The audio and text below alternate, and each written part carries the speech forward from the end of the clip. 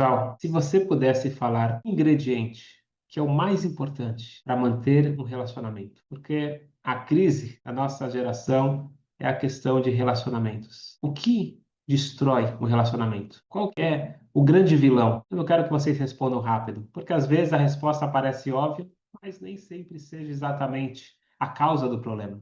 O que destrói um casamento, uma amizade, uma relação entre pais e filhos, irmãos, sócios? Talvez as pessoas vão responder falta de amor, traição, dinheiro, orgulho, falta de diálogo. Mas se eu dissesse que nenhuma dessas coisas é a verdadeira causa, são todos sintomas de algo muito mais profundo. E, na verdade, eu acredito que existe uma única decisão interior que determina o destino de cada um de nós, mas o destino dos nossos relacionamentos. Uma decisão que nós podemos tomar melhor tarde do que nunca, mas muitas vezes nós tomamos a decisão errada sem nem mesmo perceber. E hoje eu gostaria de descobrir junto com vocês qual que é essa decisão. E curiosamente, ela está escondida num dos enigmas que para mim me chamou muita atenção, é uma coisa muito fascinante que eu escutei do Rebbe de Ruzhin. O Rebbe uma vez entrou no Beit HaMidrash, na casa de estudos. Seus alunos estavam lá reunidos, estudando, conversando, trocando ideias. O Rebbe entra, olha para todos, sorri. Eu quero propor um desafio. Existem duas palavras na Torá, e essas mesmas duas palavras, diz o Rebbe, aparecem em dois lugares distintos. Em um lugar, representa a coisa mais sagrada, o ápice que podemos chegar, a maior santidade possível. E no outro lado, outra passagem da Torá, tem justamente o oposto, coisa mais impura, coisa mais grave e mais pecaminosa que tem. Como isso é possível? As mesmas duas palavras representarem duas coisas opostas. Os alunos, obviamente, estamos falando de grandes sábios, eles começaram a abrir livros, começaram a procurar onde será que está a resposta para esse enigma que o Rebbe está perguntando, mas ninguém conseguiu responder. E o Rebbe sorriu novamente e disse: guardem essa pergunta. E hoje eu gostaria de fazer exatamente a mesma coisa. Eu não quero responder imediatamente. Eu quero carregar vocês mais um pouquinho para juntos chegarmos à resposta. E quando nós chegarmos na resposta, nós vamos ver como aqui está o segredo da vida, o segredo dos bons relacionamentos, o segredo de uma vida tranquila, equilibrada e com relacionamentos saudáveis. Quem não quer isso? Vamos dedicar a aula de hoje, Leilui Nishmat, a relação da alma de Yoel Ben Shmuel, que a sua Neshama, que sua alma possa ter uma elevação. Eu gostaria de começar com um Midrash fascinante. O Midrash traz uma história que, à primeira vista, não tem nada a ver com o enigma do Rebbe, mas daqui a pouco vocês vão entender. O personagem principal é ninguém mais, ninguém menos que Alexandre o Grande. Alexandre, ele foi um fenômeno na história. Sabe como que ele se tornou Alexandre o Grande? Quando ele tinha 16, 17 anos. Seu pai estava guerreando alguma guerra. E quando os inimigos ficaram sabendo que estava descuidado porque o rei estava ausente, eles invadiram a capital. E Alexandre, o jovem, resolveu tomar responsabilidade. Ele enfrentou os inimigos e venceu. Quando o pai voltou da guerra, ficou sabendo da façanha que seu filhinho, pequenininho, fez. Ele viu que ele não era pequenininho, ele era herói. Falou: Alexandre, você tem um exército agora nas suas mãos e você agora vai começar a sua carreira. E Alexandre levou a sério. E ele começou a fazer uma das maiores campanhas militares que o mundo já conheceu, conquistando reino após reino, cidade após cidade. Parecia que nada poderia detê-lo. Tem a história quando ele chegou lá em Israel, em Jerusalém, uma história muito bonita com o sumo sacerdote, mas não é essa história que eu queria contar hoje. Poucos sabem, mas ele faleceu com 33 anos. Então foi dos 7 anos até os 33 que ele fez essas façanhas. Mas a história que o Midrash conta é que durante uma dessas viagens, né, uma dessas possíveis conquistas, Alexandre chegou na África. Ele chegou num povoado. Os habitantes saíram para recebê-los. Trouxeram para ele pão de ouro. Assim fala o Midrash. Quer dizer, ouro em formato de pão. Alexandre olhou para aquilo intrigado e falou: me diz uma coisa, vocês comem pão de ouro? E os homens sorriram e responderam com outra pergunta: senhor Alexandre, por acaso está faltando pão na Grécia para você vir até aqui tentando conquistar outros povos? E Alexandre, imediatamente, ele não era bobo, ele entendeu e absorveu a crítica deles. Eu estou percorrendo o mundo inteiro para querer mais um pouquinho de ouro, um pouco mais de riqueza. E ele imediatamente teve que se sair bem da história e falou: não, de jeito nenhum, eu não vim aqui conquistar vocês. Eu vim aqui porque eu precisava conhecer como que vocês julgam os casos. Eu queria aprender justiça. Grande justiceiro, né? Ok, vai ser uma honra vem conosco até o palácio para você ver o nosso grande rei, como que ele julga as pessoas. E bem na hora que eles entram, está começando o julgamento. O Alexandre ele senta para observar. Entram dois homens e o primeiro fala: Vossa Majestade, faz tempo eu comprei desse homem uma velha casa em ruínas. E comecei então a preparar a demolição e começar a construção da nova casa. E quando eu fui fazer a fundação, nós descobrimos um tesouro enorme, uma caixa cheia de moedas de ouro, uma verdadeira fortuna. Mas isso não me pertence. Eu quero devolver a esse homem bondoso que me vendeu, porque eu comprei a casa, comprei a propriedade e eu não comprei o tesouro junto. Nunca que eu vou ficar com uma coisa que não me pertence. Aparentemente, qual que era o julgamento, então? O rei, ele olha para o segundo homem e ele fala: Não, de jeito nenhum, isso não me pertence. Porque eu vendi a propriedade com tudo que tinha em cima e embaixo. Foi vendido. Eu não vou pegar esse tesouro. Esse tesouro é ele que encontrou. Isso daqui é uma coisa dele. Pertence a ele. Eu não tenho nenhum direito sobre ele. E aí o Alexandre, perplexo, ficou olhando e ele viu uma cena que ele nunca imaginaria ter visto. Duas pessoas discutindo, falando o tesouro pertence a você. Outro falou o tesouro pertence a você. E o rei, o sábio rei, ficou absorto em pensamentos. E depois olhou para o primeiro homem e fala uma coisa: Você tem algum filho na idade de casar? Sim, eu tenho. Então ele volta agora para o segundo homem. E você, por acaso, tem alguma filha na idade de casar? Sim, eu tenho. O rei então sorriu. Pronto, a solução é muito simples. Vai casar o filho de com a filha do outro. E esse dinheiro vai ser o dote. Eles vão construir um novo lar. Os dois homens sorriram, todos muito felizes. E o Alexandre não só resolveu um passe financeiro, ele já fez o casamento entre os dois. E tá todo mundo feliz. E o rei olha para o lado para ver o Alexandre sorrindo. Mas ele vê que o Alexandre não tá gostando nada disso. Ele faz uma cara que comeu e não gostou. Alexandre, eu fiz alguma coisa errada? Você não gostou da minha decisão? O Alexandre tem fingir, falou, não gostei nada. Julgamento horrível. Como que você julgaria esse caso na Grécia? Como eu julgaria? Se dois homens como esses aparecessem na minha frente discutindo que nenhum dos dois quer ficar com o tesouro, eu mataria os dois. E eu pegaria o tesouro para mim, a propriedade deles para mim. Você acha que eu preciso desses tolos no meu reinado? O rei ficou olhando para Alexandre por alguns instantes e ele fez uma pergunta inesperada. Alexandre, me diz uma coisa. Lá na Grécia, o sol nasce todo dia? Alexandre não entendeu nada, falou: Sim, o sol nasce. E me diz uma coisa, lá também chove de vez em quando? Sim. Pergunta absurda. E lá também tem ovelhas, tem gado? Sim. Tudo normal. E aí o rei então fala uma das frases mais fortes desse Midrash. Agora eu entendi. O sol nasce todo dia e a chuva cai no mérito dos animais. Porque se dependesse de vocês, humanos, não haveria nem sol, nem chuva. Essa Alexandre não estava esperando. E o rei continua.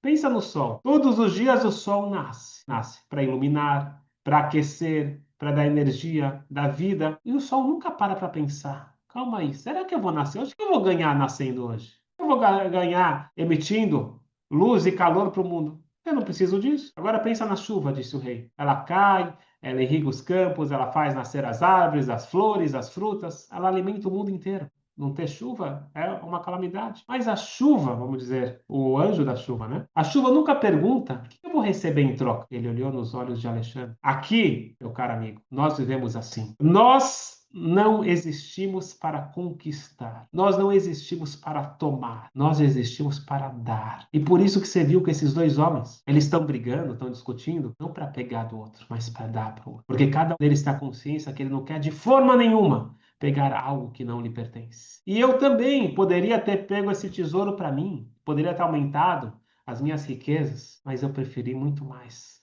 construir lar, porque lar construído sobre pessoas que vivem para dar, ele tem muito mais chance de permanecer de pé. Lição: existem duas maneiras de viver, ou melhor, existe viver. Existe sobreviver. Tem aqueles que acordam todo dia perguntando: o que eu vou ganhar hoje? Estou sempre pensando o que eu vou ganhar. E tem aqueles que acordam perguntando: o que eu posso ser útil? Até aqui parece uma lição bonita, uma lição de ética, de moral. Mas, amigos, o judaísmo está falando uma coisa muito mais profunda, muito mais revolucionária. Porque a pergunta é: por que eu tenho que dar para o outro? Por que isso é tão fundamental? Será porque quando eu dou para o outro, isso daqui deixa ele feliz e aí cria melhores relacionamentos? Ou será que tem uma coisa muito mais profunda aqui? Entra a grande pergunta da vida. Ou melhor, qual vida nós queremos ter? Porque não tem dúvida nenhuma que uma vida que é voltada para servir, para dar, não só que ela é muito mais nobre, ela é muito mais feliz.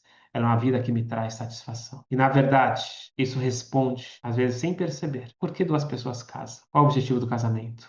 Qual o objetivo de ter filhos? Qual o objetivo de uma comunidade? Qual o objetivo de uma amizade? E talvez por isso dessa grande crise, que se a pessoa não entende isto, ele não entende por que casar, ele não entende por que ter filhos, ele não entende por que ter amigos, ele não entende por que ele precisa viver em sociedade. E se o relacionamento ele é baseado nos meus direitos, quanto mais eu vou conseguir com esta relação, isso é o que nossos sábios dizem, Havá atluyá bedavar, quando o amor ele é dependente de algo, quando algo se vai, o amor também se vai. O Rebbe, ele faz uma pergunta extraordinária. Todos nós sabemos que quando o bebê nasce, a família inteira comemora. Nem se fala os pais, os avós, os irmãos, mas é uma alegria muito grande o nascimento. Todos são felizes. Mas diz o Rebbe, se você pudesse perguntar para a criança, se você pudesse perguntar para o bebê, e aí, hoje é o dia mais feliz da tua vida? Acho que não, acho que não. O Talmud ele conta que quando o bebê está no ventre materno, ele tem a melhor experiência da vida dele. Fisicamente ele está bem tranquilo, ele tem a nutrição que ele precisa, ele tem, espero também que o amor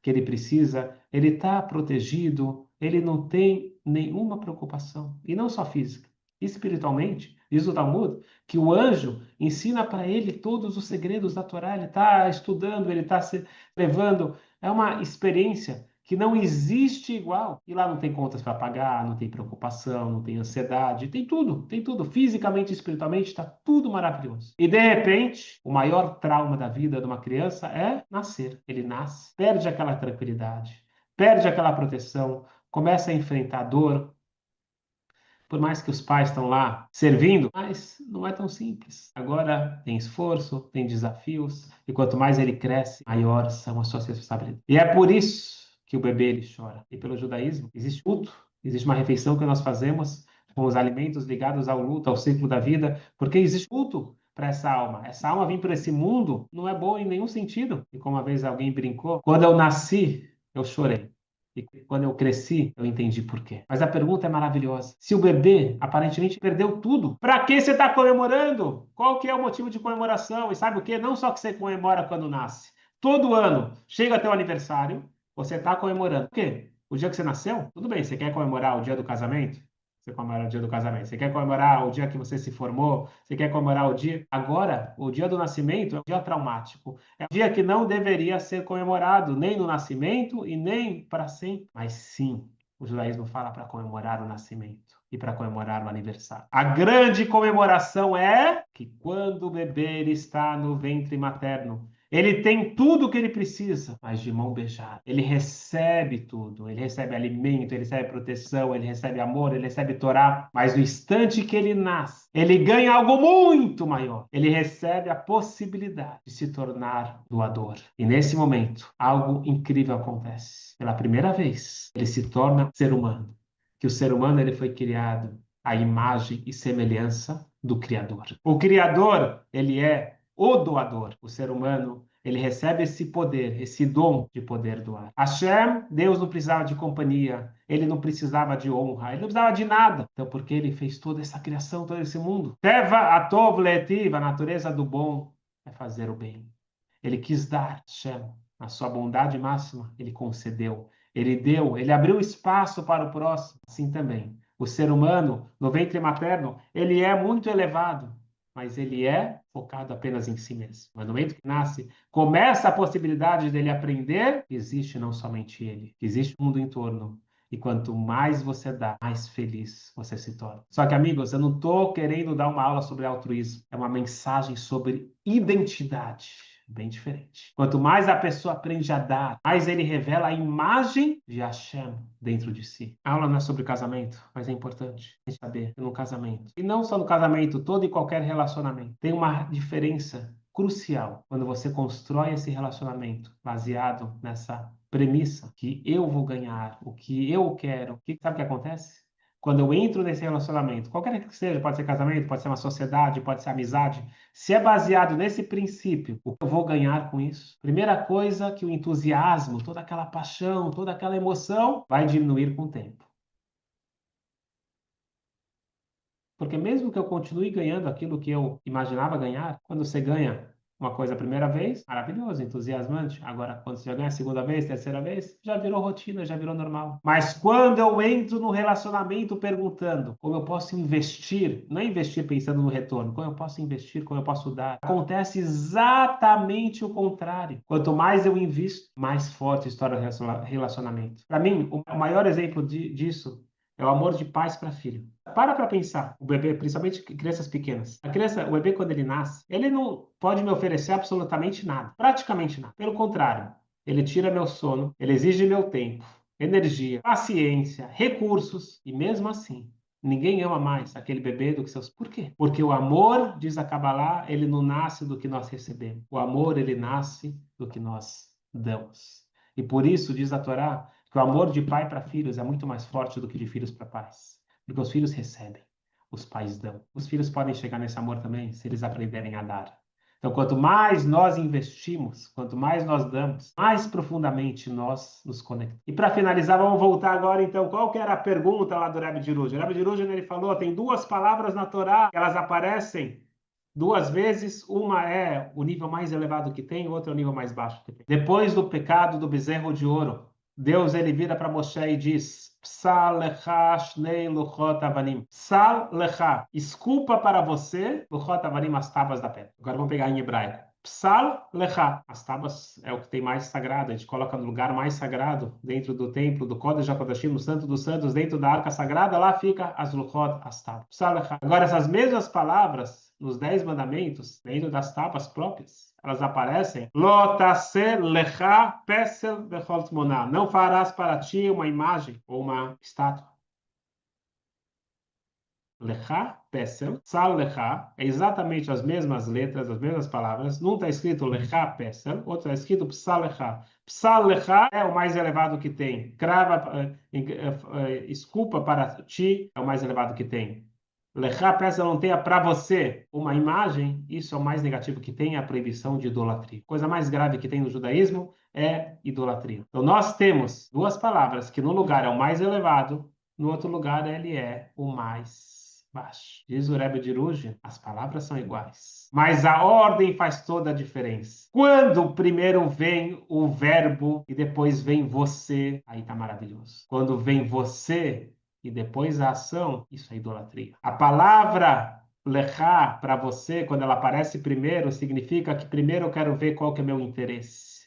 Tudo gira em torno de mim. Quando eu ocupo o primeiro lugar, nasce a idolatria. Porque a idolatria não começa quando alguém se ajoelha para uma estátua. Ela começa quando o centro da vida deixa de ser Hashem e passa a ser eu. Quando tudo é medido pela pergunta, o que eu ganho, o que eu recebo, quando é bom para mim, sem perceber.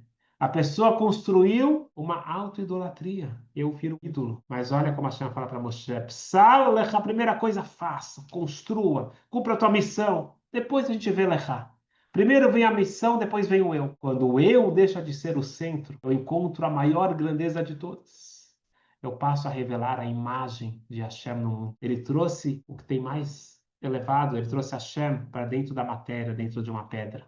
Talvez seja por isso que Alexandre e o rei da África não conseguiam ver o mundo da mesma maneira.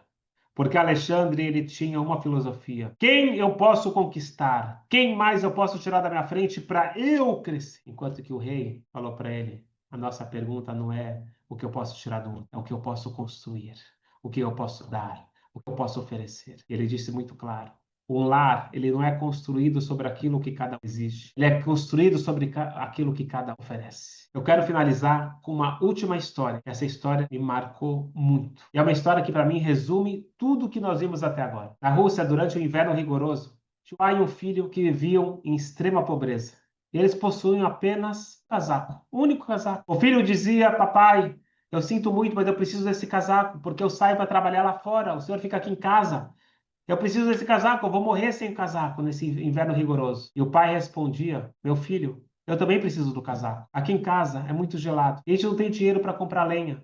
Eu já sou velho. Eu não consigo ficar nesse frio aqui dentro de casa. E eles discutindo, não conseguiam chegar no acordo. Foram procurar o rabino. O rabino ouviu os dois lados, pensou por alguns instantes e decidiu: o filho trabalha no ar livre e sem casaco ele corre risco de vida. O casaco tem que ser dado ao filho. O pai abaixou a cabeça aceitou a decisão do rabino. No dia seguinte, pela manhã, o filho, todo feliz, colocou o casaco, ele está saindo de casa, e quando ele passa pela sala, vê seu pai sentado, tremendo de frio no sofá. Ele parou, olhou para ele e pensou: o que exatamente eu ganhei? Uma discussão, mas perdi meu pai. Naquele instante, ele tira o casaco, coloca nos ombros do pai e diz: papai querido, o senhor está com frio, fique com o casaco. Eu vou me virar. O pai imediatamente respondeu: não, de jeito nenhum, meu filhinho. Você vai trabalhar lá fora, é muito frio, você precisa muito mais do que eu. E de repente, os dois discutindo, eles voltam a falar com o rabino. E o rabino fala: o que aconteceu? Ontem a gente já resolveu essa história do casaco. Falou: não, não, rabino, a história agora é diferente. O problema é outro. Eu quero dar o casaco para o meu filho fala que o casaco tem que ficar comigo, a gente está discutindo, diferente de ontem. Eu quero que fica com ele, quer que fica comigo. O rabino pensou por alguns instantes, ele chama sua esposa, Rebetza: será que a gente tem lá no sótão algum casaco velho guardado? Sim, ela vai lá, busca o casaco, traz o casaco, o pai experimenta, serviu perfeitamente. Agora pronto.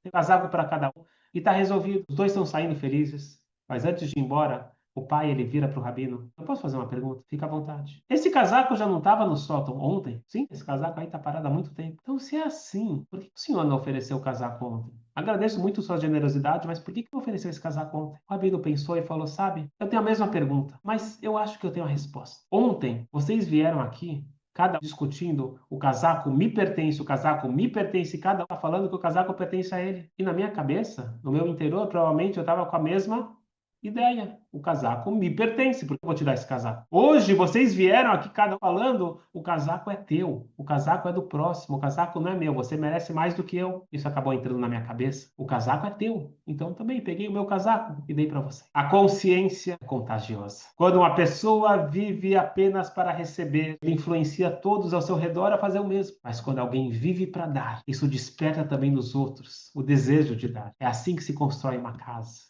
Assim que se constrói um relacionamento. É assim que se constrói uma comunidade. Eu queria voltar então para a pergunta original. Qual que é o ingrediente mais perigoso que destrói relacionamento? E talvez a resposta seja muito mais simples do que nós imaginávamos. Todo relacionamento começa a enfraquecer quando o centro passa a ser eu. E todo relacionamento, ele começa a florescer quando a pergunta muda. E por isso, eu queria deixar aqui uma pergunta para cada um de nós. Amanhã de manhã, quando encontrarmos a nossa esposa, nosso marido, nossos filhos, nossos pais, amigos, alunos, colegas, quem for, com qual pergunta nós vamos entrar nesse relacionamento? O que eu posso receber dessa pessoa? O que eu vou ganhar com isso? Ou o que a Hashem espera que eu ofereça a ela? Talvez a resposta a essa única pergunta seja o segredo, não apenas para construir relacionamentos que duram, mas para nos tornarmos as pessoas que Hashem sonhou que fôssemos. Boa sorte para todos nós.